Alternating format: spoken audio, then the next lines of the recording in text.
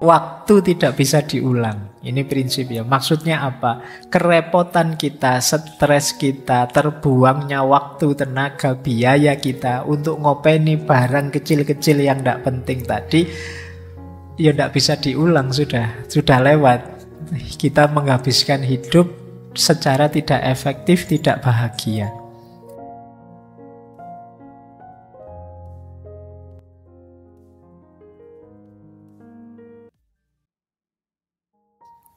Banyak orang yang ketika punya sesuatu yang dilihat bukan gunanya. Mungkin gayanya, mungkin apalah, trennya, mungkin dan lain sebagainya. Kalau bagi seorang minimalis, pertama-tama yang dilihat gunanya. Misalnya HP ini tak kasih casing biar nggak kelihatan mereknya. Meskipun teman-teman bisa menebak ini HP apa, yo jelas HP murah. Nah, tapi kan kita tidak lihat gayanya, tidak lihat mereknya, tidak lihat trennya. Yang dilihat apa? Gunanya. Yang penting kalau teman-teman WA bisa masuk, saya bisa baca, bisa jadi alat komunikasi yang efektif misalnya. Nah, itu yang dilihat gunanya.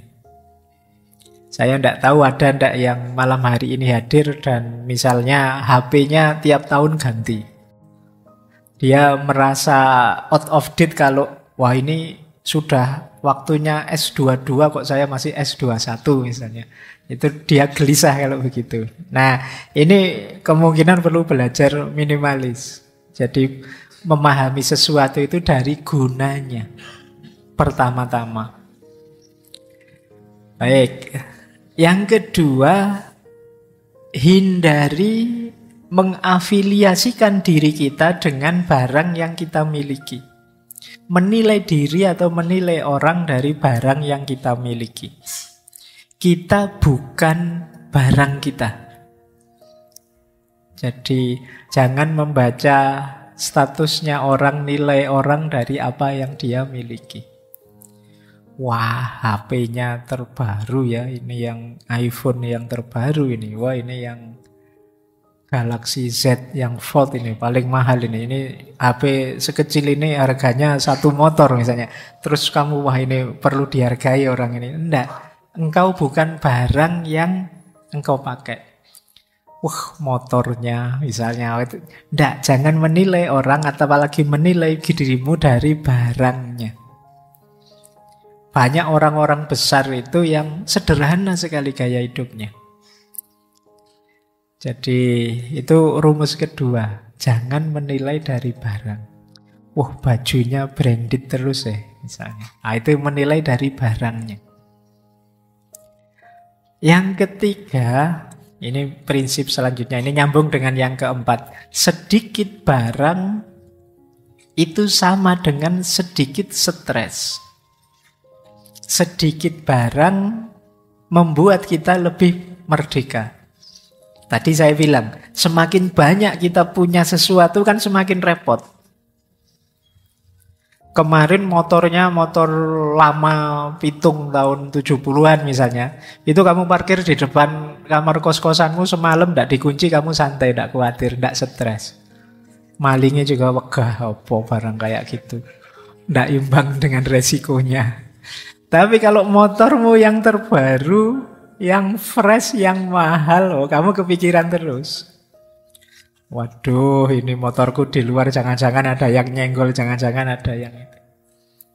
Kalau kamu naikinnya pun kan juga agak hati-hati, jangan sampai kegores apapun. Nah, kamu pokoknya hati-hati, stresnya banyak.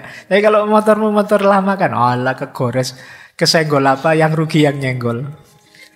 Ayo, prinsipmu kan begitu mikirnya kan, kamu tidak stres. Jadi tidak kepikiran, isi yang biasa-biasa saja.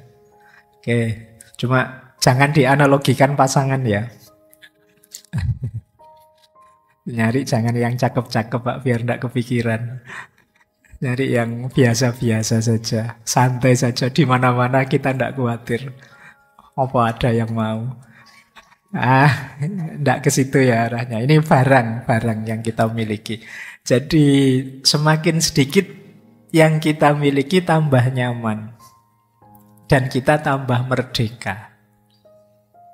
Yang punya motor ya harus mikiri servis, mikir kadang ban bocor, mikir macam-macam. Yang ndak punya motor ndak kepikiran itu. Maka kalian harus jeli kapan aku perlu motor, kapan tidak. Kapan aku perlu mobil, kapan tidak. Bukan berarti jangan punya motor atau jangan punya mobil, ndak. Coba kamu baca guna tadi loh yang nomor 1. Kapan harusnya kamu saatnya punya motor. Misalnya, Pak, saya antara kos-kosan saya dengan kampus itu paling sekitar 100 meter. Nah, kalau 100 meter apa penting kamu punya motor misalnya. Tapi kalau ingin jalan-jalan kemana-mana, sekarang angkutan umum banyak. Ada Trans Jogja, ada macam-macam, ada Gojek, ada apa yang sekarang tidak ada misalnya. Ini jadi kamu mikir guna. Tidak sekedar mikir gengsi, tidak sekedar mikir tren. Nah, prinsip yang kelima, kalau tadi sedikit stres, lebih merdeka. Yang kelima adalah melepas keterikatan dengan barang. Iyalah misalnya kamu butuh motor, ya tetap kalian jangan terikat dengan kepemilikanmu. Kalau bahasa Jawane ya kalau kita punya harta, punya dunya, jangan kedunyan. Kedunyan itu sangat terikat dengan harta duniawi yang dia miliki. Jadi ya itu tadi kayak punya motor, wah, kesenggol dikit, gores dikit itu rasanya dunia kiamat misalnya. Itu sangat terikat. Wah, kamu tidak bisa tidur kamu. Wah. Itu berarti kamu sangat terikat dengan kepemilikanmu. Mikirmu tidak simpel. Kalau mikir simpel, gores, ya sudah dibengkelkan nanti kan beres. Itu kan sederhana, tidak ruwet. Kenapa kamu stres? Ya karena kamu sangat terikat, sehingga mikirnya jadi ruwet, jadi panjang. Baik, ya kalau bahasa kemarin pakai istilah overthinking. Mikirnya terlalu ruwet, terlalu muter-muter, mbok sudah simpel saja. Ya gores ya dibengkelkan, diputus ya cari lagi. Ini sederhana. Kamu mikirnya terlalu ruwet. Oke, berpikir minimalis. Pak, saya kuliah ndak lulus lah ya. Mbok kamu pikir sampai stres ya tetap ndak lulus. Memang jelas ndak lulus. Ya diulang kan gitu aja sederhana. Tapi kan kamu stres mikir berpanjang-panjang karena itu. Wah, kenapa ya tadi saya waktu presentasi kok tidak maksimal, ngomongnya salah-salah, harusnya lebih bagus. Ya sudah, sudah kejadian. Ya besok diperbaiki lagi. Tidak usah terlalu banyak angen-angen dipikir. Kadang-kadang kan kita begitu, salah ngomong saja itu menyesalnya sampai berbulan-bulan. Ngapain tadi aku ngomong gitu ya, ngapain tadi. Lalu sudah terlanjur keluar ya kalau salah minta maaf saja, selesai. Tapi kita sering bikin ruwet sesuatu yang simple. Nah, pelajaran dari sini, lepaskan keterikatan. Biar kita tidak terlalu terikat sehingga untuk hal-hal yang tidak penting kita terus jadi baper. Terus, nah ini jadilah penjaga pintu yang baik. Maksudnya jadi penjaga pintu yang baik itu ya, barang keluar atau barang masuk itu kita harus sangat hati-hati. Penting enggak sih aku beli barang ini meskipun flash sale, meskipun serba 1000 cuma 1000-an, meskipun apa aku harus punya barang ini. Bukan urusan kamu mampu beli atau tidak, gunanya apa yang kamu beli itu. Wah, ini lumayan loh Pak, kaos ini 100.000 dapat 6. Ada yang mana beli itu? Begitu nyampe kamu kaget, aduh kaosnya kok kayak gini, mau dipakai apa ya ndak malu. Akhirnya nggak dipakai, cuma numpuk saja di kamarmu. Atau kamu pakai tidur saja, kalau ada temanmu datang cepet-cepet kamu ganti. Nah, itu kenapa? Karena kemarin kamu mikirnya ndak panjang. Kamu bukan penjaga pintu yang baik. Jadilah penjaga pintu yang baik. Jadi kamu pikir, penting enggak sih aku beli ini? Harus enggak sih aku beli ini? Apapun itu. Bahkan mungkin termasuk hal-hal yang menurutmu, ini buku loh Pak misalnya. Penting enggak sih buku? Sekarang kan banyak buku-buku yang online. yang bisa langsung diakses. Penting tidak sih kamu beli buku yang fisik misalnya, bukan yang online? Mungkin bagi sebagian penting Pak, karena saya tidak nyaman kalau baca di HP atau di tablet. Saya nyamannya ya ada fisiknya. Sementara bagi yang lain, oh enggak Pak, saya nyamannya ya online saja. Kamar saya sudah tidak cukup diisi banyak barang, repot saya ya sudah. Nah, ini kalian mikir gunanya. Maka kalian menjaga pintu itu ya filternya gunanya tadi. Tidak mentang-mentang ada yang baru. Kemudian nikmati ruang. Nikmati ruang itu kalian bisa bahagia kalau mampu menikmati ketiadaan, kekosongan, ketidakpunyaan. Jadi dalam hidup kita itu kalau kalian maunya isi terus justru sulit bahagia. Justru kalian harus latihan bahagia dengan tidak. Nikmati ruang. Tak kasih contoh ya, ada cerita masyhur sekali. Banyak orang menganggap ini ceritanya Nasruddin Hoja. Jadi satu ketika ada tetangganya datang. Tetangganya ini sumpek, stres, hidup ini rasanya kok masalah banyak sekali. Datang ke Nasruddin. Dia tanya, wahai mullah, ada ndak nasihat buat saya biar hidup saya ini nyaman, lega itu. Kata Nasruddin, gini saja. Kamu beli ayam 5, terus kamu pelihara di dalam rumah. Wah, beli dia ayam 5 dipelihara di dalam rumah. Tambah sumpek dia, ya gimana gak sumpek, di rumah kemana-mana ketemu ayam belum kotorannya. Datang lagi ke Nasruddin. Gimana nasihat sampean? Saya tambah sumpek ini. Oh, kalau sampean masih sumpek, beliau kambing 2 saja. Nanti pelihara di dalam rumah lagi. Bukan, karena yang ngomong mulahnya ya sudah. Mungkin kemarin memang belum, masih proses. Beli dia kambing 2 di dalam rumah. Ayo tambah stres lagi dia. Oh ya ketambahan kambing apalagi. Tambah jungkir balik dia. Datang lagi ke temannya, sampean ini gimana? Tipsnya kok tambah ruwet gini, tambah lama tambah. Oh, kalau masih belum, ini puncaknya. Sampean beliau sapi. Taruh di dalam rumah. Wah, seminggu kayak gitu, wah tambah pontang-panting dia. Nah, akhirnya datang lagi. Wis gimana ini mulai? Kalau yang terakhir ini tidak sukses, ya berarti sampean memang tidak pinter. Saya tidak mau lagi konsultasi. Kata mullah, nah sekarang saatnya. Kamu keluarkan sapinya, jual lagi. Nah, akhirnya sapinya dijual. Begitu sapinya dijual, dia merasa, alhamdulillah agak lega sedikit. Karena sapinya sudah keluar. Datang ke mullah, lumayan mullah, sudah agak lega sekarang. Bagus. Tapi masih belum, masih sumpek. Oke, kalau masih sumpek, kambing yang 2 tadi kamu jual lagi. Kambingnya dijual. Sekarang tinggal ayamnya. Tambah lega lagi dia. Nah, terakhir ngadep mullah. Nah, yang terakhir kalau kamu masih belum lega juga, ayamnya kamu ambil, kamu jual. Begitu ayamnya dijual, sekarang rumahnya longgar lagi, tidak ada lagi binatang di rumah. Seneng dia, bahagia. Alhamdulillah, nyaman sekarang hidupku. Nah, ini dia belajar apa? Menikmati ruang. Padahal sebelumnya kan sudah begitu. Sudah tidak ada apa-apa. Tapi dia tidak bahagia. Kenapa? Dia tidak mampu menikmati ruang.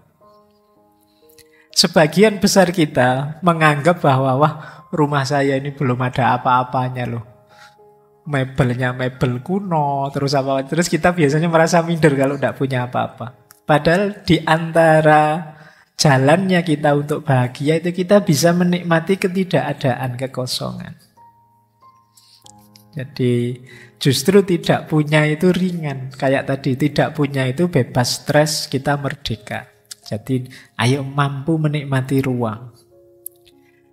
Kemudian selain menikmati ruang, ada prinsip menyukai, tidak harus memiliki.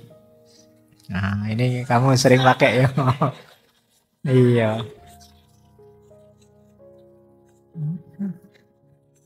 Kamu sering begitu ya. Oke, ini kan yang paling sering kamu pakai kan prinsip ini, menyukai tidak harus memiliki. Ini biasanya kalau sudah nembak terus ditolak kan ilmu ini keluar. Jadi gini loh, kita itu terbiasa ingin punya apa saja yang kita sukai. Padahal tidak harus memiliki, kita sudah bisa menikmati itu. Misalnya, wah saya seneng es krim Pak. Kan tidak harus kita beli mesin pembuat es krim. Itu namanya menyukai tidak harus memiliki. Wah saya seneng Pak ayam yang crispy itu. Oh, terus tidak cuma beli ayam crispy, kamu mati-matian pingin beli panci atau apa yang bisa bikin ayam crispy. Akhirnya kamu beli beneran pancinya, tapi begitu mau bikin, repot amat beli saja ada. Terus barangnya cuma numpuk di rumah, di kamarmu. Pak ini alat perebus telur loh Pak, efektif sekali, gampang ngerebus telur. Terus kamu beli, tapi terus kamu, lah ngapain beli telur direbus repot-repot kalau di warung tinggal ngambil selesai. Jadi kita sering punya prinsip kalau suka ya beli. Saya senang sekali dengan jus Pak. Wah, terus kamu beli juicer untuk ngejus itu. Tapi yo sering tidak dipakai. Yo, kamu sukanya pulang dari kampus ya beli aja jus pinggir jalan selesai. Akhirnya barang numpuk. Nah itu yang dimaksud ya, menyukai tidak harus memiliki. Yo kalian seneng baju-baju bagus kan tidak harus terus beli mesin jahit. Jadi tidak harus kamu kursus desainer. Jadi menyukai tidak harus memiliki, tidak ada hubungannya dengan pacaran ini. Ya, meskipun ya bisa kamu pakai.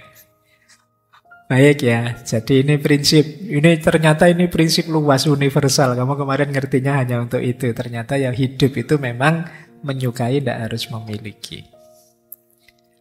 Terus bahagia dengan cukup. Ya hidup ini memang harus pas, tidak lebih, tidak kurang. Lebih itu tidak enak. Ada tugas ekstra, kurang juga tidak enak, berarti ada yang tidak terpenuhi. Ayo latihan bahagia dengan cukup. Cukup dengan parameter guna tadi ya, bukan parameter tren, bukan parameter gaya, dan lain sebagainya. Kalau HP edisi jadul cukup untuk segala macam kepentinganku hari ini, ya sudah. Kalau laptop lama sudah cukup, ya tidak harus beli laptop baru. Kecuali memang, Pak saya ini kan mahasiswa IT Pak, saya mahasiswa teknik informatika, kalau laptop kayak gini tidak cukup Pak. Iya beli berarti yang cukup. Jadi cara berpikirnya begitu. Mainnya diguna, bukan gaya. Ini prinsipnya. Jadi ayo latihan bahagia dengan cukup. Oke, kita lanjut ya. Nah, sekarang prinsip-prinsipnya. Yang pertama, prinsip hidup minimalis itu singkirkan segala yang mempersulit hidup. Yang nambah-nambah kerjaan. Yang ngeribeti saja, ngerepoti saja padahal tidak penting. Ya singkirkan saja. Kadang-kadang ada yang ada ndak di sini yang suka misalnya dengan ikan misalnya, terus beli akuarium. Awal-awalnya seneng, tapi lama-lama males ngurusi. Akhirnya ikannya mati, akuariumnya buang. Terus kapan-kapan kok seneng lagi, terus beli akuarium lagi, beli ikan lagi, tapi terus yang buang lagi. Ini namanya kamu ngeribeti dirimu sendiri, merepotkan dirimu sendiri. Kalau kamu merasa, Pak saya itu ndak open, ndak telaten ngurus yang gitu-gitu, yo jangan menyiksa ikanmu dengan kamu ndak telaten. Jadi asik loh Pak kalau punya ikan atau kalau punya burung dan lain sebagainya. Loh kamu ndak open, ndak telaten. Akhirnya bikin repot, bikin ribet. Binatangnya yang tersiksa. Nah, singkirkan saja. Kasih ke orang atau siapa yang memang telaten dengan itu. Jadi jangan Membeli jangan memasukkan dalam rumahmu segala yang mempersulit hidupmu. Yang kedua, ini seperti tadi ya, cintai kekosongan. Jadi suka dengan kelegaan, kelonggaran. Kenapa sih kamu kalau masuk masjid itu rasanya lega, longgar, nyaman? Karena luas, kosong, tidak ada apa-apa. Tapi begitu kamu pulang masuk ke rumahmu, sumpek lagi, barangmu penuh, tidak karu-karuan. Ada baju yang nyantel di sana, ada baju yang di atas kasur, ada baju yang di kamar mandi, ada baju saja bisa ada di seluruh penjuru kamar. Belum buku, nanti ada buku yang di rak, ada buku yang di atasnya ada gelasnya, ada buku yang jadi ganjelnya apa. Buku saja ada di mana-mana. Ya pantas kamu masuk kamar terus rasanya kok sumpek ya Pak saya kalau masuk kamar. Salahmu sendiri. Kamarmu terlalu banyak barang yang tidak penting. Mbok sudah mas yang itu dikasih temanmu atau disumbangkan kalau bakti sosial. Oh jangan Pak, ini ada sejarahnya Pak. Kamu kan sering begitu. Padune kamu pelit. Oke ya, wong kadang-kadang sampah saja diambil pemulung kamu marah-marah. Wow ini jangan diambil ini. Padahal ya kamu sudah tidak pakai lagi. Bahkan kalau ada pemulung yang mau beli kan kamu nawarnya juga pakai harga tinggi. Padahal itu barang yang kamu buang, itu kan kamu tawar mati-matian. Padahal mereka yang pemulung yang membutuhkan. Nah itu kita sering begitu. Jadi yuk latihan mencintai kekosongan. Selama ini kita selalu mengidentifikasi diri dengan kepemilikan. Aku merasa sesuatu kalau memiliki sesuatu. Sekarang boleh dibalik. Aku bahagia justru ketika tidak banyak beban, tidak banyak kepemilikan, tidak banyak keterikatan. Oke lanjut.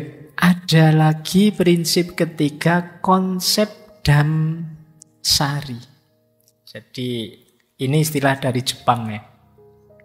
Penolakan, penghapusan, dan pemisahan. Penolakan itu tadi, kalau tidak penting jangan masuk. Penghapusan itu kalau sudah tidak berguna jangan eman-eman untuk dibuang.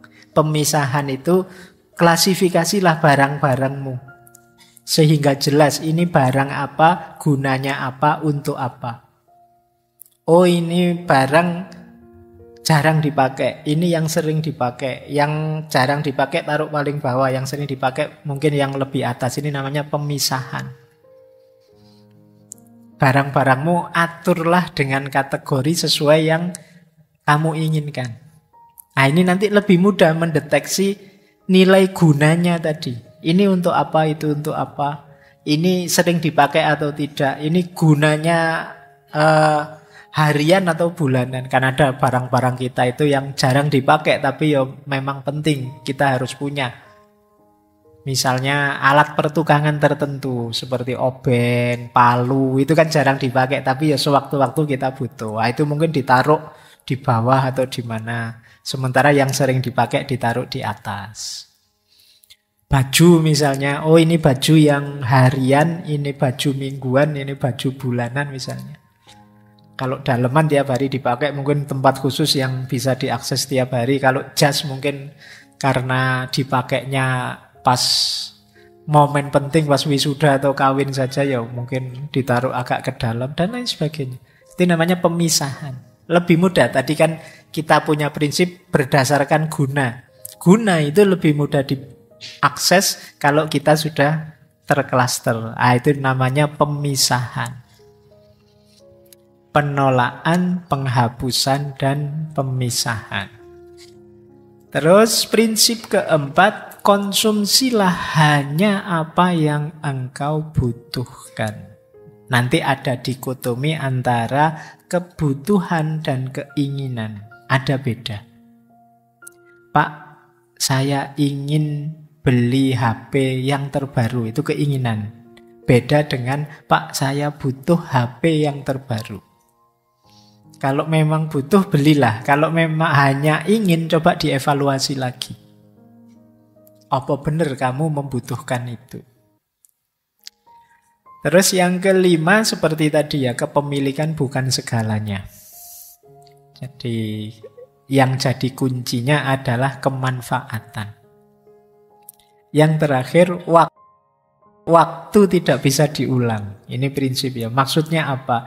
Kerepotan kita, stres kita, terbuangnya waktu, tenaga, biaya kita untuk ngopeni barang kecil-kecil yang tidak penting tadi, ya tidak bisa diulang, sudah lewat. Kita menghabiskan hidup secara tidak efektif, tidak bahagia. Karena keinginan kita yang tidak terkendali. Apa saja mau dibeli, mumpung murah Pak, mumpung diskon Pak, mumpung beli satu dapat satu Pak, mumpung, kita selalu begitu. Akhirnya ya jadinya kita tidak efisien dalam hidup, waktu kita terbuang. Manfaat hidup minimalis yang pertama, hemat waktu, tenaga, biaya. Ini jelas ya. Semakin sedikit yang kita miliki kan semakin sedikit alokasi waktu, alokasi tenaga, alokasi biaya untuk barang yang kita miliki. Yang kedua, mengurangi stres. Ini tidak perlu dijelaskan. Tadi banyak ilustrasi bagaimana punya banyak hal ya resikonya banyak. Potensi stresnya lebih tinggi. Kemudian memberi ruang dan waktu untuk hal yang lebih penting. Kayak tadi misalnya kalian yang males ngurusi akuarium tapi punya akuarium, akhirnya kan waktu, tenaga, fokus ke situ. Akhirnya kepikiran. Jangan dikira cuma mikir menunda-nunda itu tidak stres. Stres juga. Saya pingin sekali nyabuti rumput di depan kos-kosan. Ini kok ya sudah kotor, tapi kapan ya? Tapi terus tidak gerak-gerak. Besok gitu lagi nongkrong depan kos-kosan. Pingin sekali nyabuti rumput itu, tapi kapan ya? Jadi kamu kepikiran, stres, tapi ya tidak jalan. Kamu mungkin sering begitu. Jadi waktumu terbuang sia-sia. Yuk, efektifkan waktu. Jangan buang-buang waktu, tenaga, biaya untuk hal yang tidak penting. Kemudian kesempatan berbagi. Tadi kan ada bersih-bersih, buang-buang. Ya yang masih bagus kan bisa kita pakai untuk berbagi. Masih bagus ya Pak. Kalau bahasanya agama justru yang masih bagus itu yang pahalanya besar. Lan tanalul birra hatta tunfiku ma tuhibbun. Jadi belum engkau memperoleh kebaikan sampai engkau memberikan yang engkau cintai. Barang ya, bukan orang. Jadi kalau kamu punya barang masih bagus, masih baik, tidak apa-apa sodakohkan. Kita kan sodakoh itu kadang-kadang memberi itu nyari yang sudah jelek. Bahkan panitia bakti sosial itu sering pakai kalimat yang baju bekas yang layak pakai. Biasanya kalimatnya gitu. Sebenarnya tidak masalah menerima sumbangan dalam bentuk baju baru misalnya. Kan tidak apa-apa. Siapa ngerti ada memang orang ingin menyumbangkan bajunya yang baru-baru. Ya ditulis saja baju baru atau bekas yang masih bagus. Karena layak pakai itu ya kadang standarnya beda-beda. Nanti bagi orang tertentu ini masih layak kok, padahal sudah sangat tidak layak itu. Disebutnya layak, mentang-mentang kamu ingin buang sampah. Kamu berikan ke orang padahal sudah sangat tidak layak. Itu sudah robek-robek. Robek kan bisa dijahit. Warnanya pudar, tidak masalah, bisa buat sehari-hari. Sepatunya kamu ingin buang barang. Nah, yuk ada kesempatan berbagi. Terus jangan lupa ramah lingkungan. Barang yang tidak ada gunanya dalam jumlah besar, itu kan nama lainnya sampah. Jadi sadar atau tidak sadar kita itu banyak menyumbang sampah. Ada yang sampah yang sudah kita taruh di tempat sampah, ada sampah yang masih kita simpan di lemari kita, di laci kita. kita sebenarnya ya kontributor sampah yang luar biasa. Maka ayo latihan minimalis. Nah, manfaat yang lain meningkatkan produktivitas tentu saja. Kemudian meningkatkan kebahagiaan hidup karena rasa khawatirnya kecil. Ya kayak tadi loh, kamu punya barang baru, barang bagus, itu kan khawatirnya lebih besar. Barang kesayangan khawatirnya lebih besar. Tapi kalau kamu simpel-simpel saja, hidupmu santai saja, barang-barangmu juga biasa-biasa saja, secukupnya, khawatirnya juga lebih kecil.